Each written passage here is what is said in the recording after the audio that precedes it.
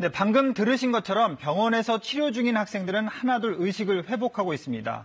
자, 제일 먼저 깨어난 도구는요, 일어나자마자 이 다른 친구들은 어떠냐면서 안부부터 물었다고 합니다.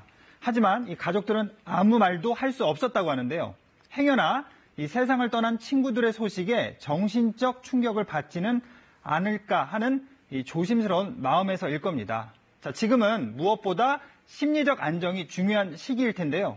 그래서 정부가 현재 국가 트라우마 센터 상담사 4명을 병원으로 보내서 의료진과 함께 학생들의 심리 치료를 병행하고 있습니다.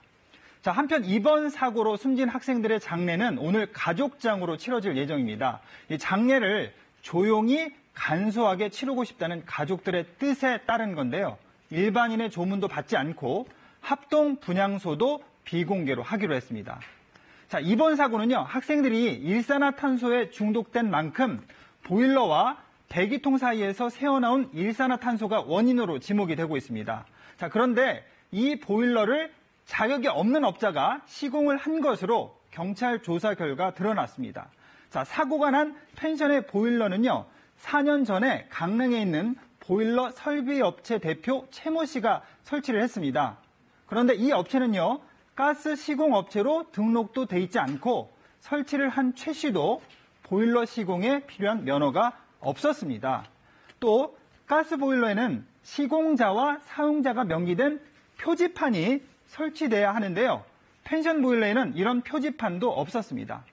자, 게다가 보일러와 배기통 이음 부위는 이번처럼 배출가스 누출 가능성이 있어서 반드시 열에 견디는 실리콘으로 마감을 해야 하는데요. 이런 내열 실리콘으로 제대로 마무리를 하지 않았을 가능성도 제기가 되고 있습니다.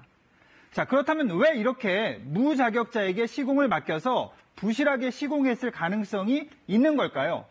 바로 단가 때문입니다. 가격을 낮춰서 시공을 하려고 하다 보니까 이런 사고가 난 걸로 볼 수 있는데요. 소방학과 교수와 보일러 설비 전문가의 말을 이어서 들어보시겠습니다. 보일러가 작동이 되면 진동이 발생하고 그리고 또 외부 충격에 의해서 나사가 느슨해지거나 아니면 마감 처리를 제대로 하지 않았을 경우에 배기통이 본체와 이탈될 가능성이 있습니다. 가스 보일러 하나 시공하는데 시공비가 뭐 거의 25만 원, 30만 원을 받는다면 이 사람들은 뭐 한 돈 10만 원만 줘도 시공을 시킬 수 있으니까. 네, 이번 사고처럼 일산화탄소 중독은요, 우리 일상생활에서도 흔히 일어날 수 있어서 특히 조심을 해야 합니다. 엊그제는요, 낚시를 하러 갔다가 텐트 안에서 잠을 자던 40대 남자가 숨지는 사고가 있었습니다. 자, 부탄가스를 원료로 쓰는 온수 매트를 켜고 잠을 자다가 이 가스가 불완전 연소가 될 때 나오는 일산화탄소에 중독이 돼서 숨진 것으로 경찰은 보고 있습니다.